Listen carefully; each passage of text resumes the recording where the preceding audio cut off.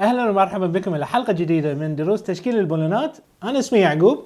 احنا درسنا اليوم اشكال البالونات اللي احنا نستخدمها.